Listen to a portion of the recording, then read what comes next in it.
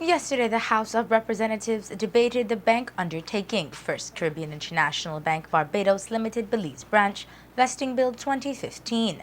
And today, the Senate is doing the same. Most of the senators touched on the situation revolving around the 60 staff members of the FCIB, who also form part of the Christian Workers Union. Interestingly, the Christian Workers Union forms part of the larger National Trade Union Congress of Belize, which has made moves to remove Senator Ray Davis.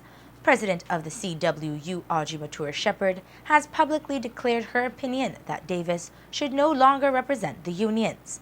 Despite the opposition that Senator Davis faces within the union, he remains in the Senate and was able to speak on the bill today.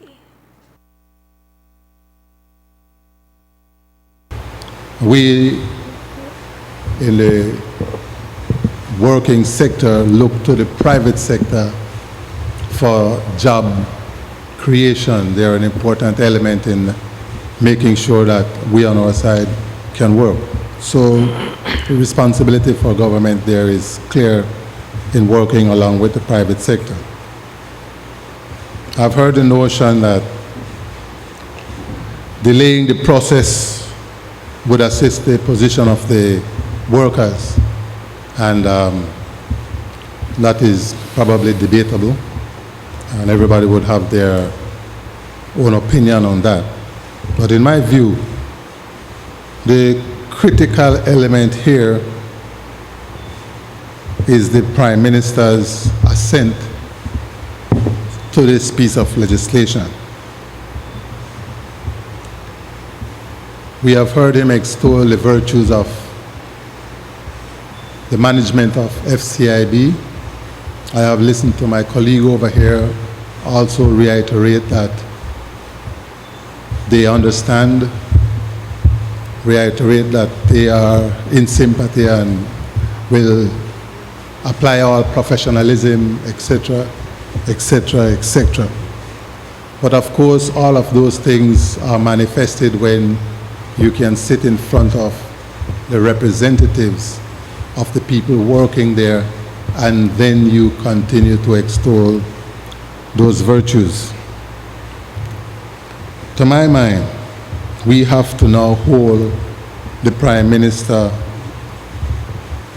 accountable for translating his opinion, probably that of my colleagues in the private sector, into palpable support for workers.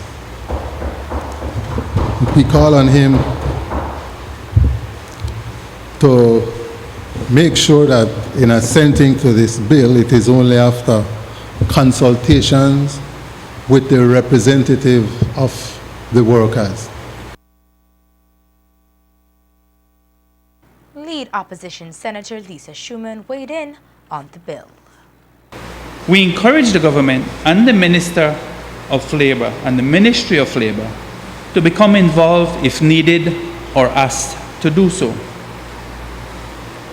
Again, as the employers' representatives for the ILO in Belize, we have been reassured by the employer in this instance, Mr. President, that they will continue to be mindful of the needs for all concerned and involved in this process, and that they will observe at all times the highest levels of professionalism as they work to ensure a seamless and orderly transition of business to heritage. And this, of course, is in keeping with the approved sales terms.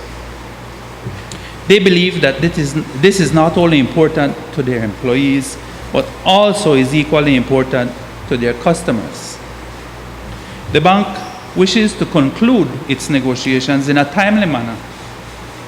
In conducting these negotiations, Mr. President, the bank will continue to observe the highest levels of integrity and related protocols, and will honor all contractual and legal obligations to its staff in Belize. Senator for the private sector, Mark Lizarraga. Lead opposition Senator Lisa Schumann weighed in on the bill. Although anyone may fairly claim that this is a private financial transaction between two banks, And although it is true that the government cannot and does not hamper normal commercial transaction, in this case what you have is a major financial institution in Belize purporting to be sold wholly to another financial institution, and the government of Belize is being asked to step in to allow that to pass through. And as Senator Lizarraga has pointed out, none of this transaction can be concluded without the necessary assurances and permissions of the government of Belize. It is also critical to note that this is not simply a domestic bank being sold to a domestic bank, but it also concerns offshore transferees, 1 and 2, offshore transferors, 1 and 2, loan portfolios, offshore collateral, offshore transfers, offshore loan purchase agreements, and securities. Also syndication agreements.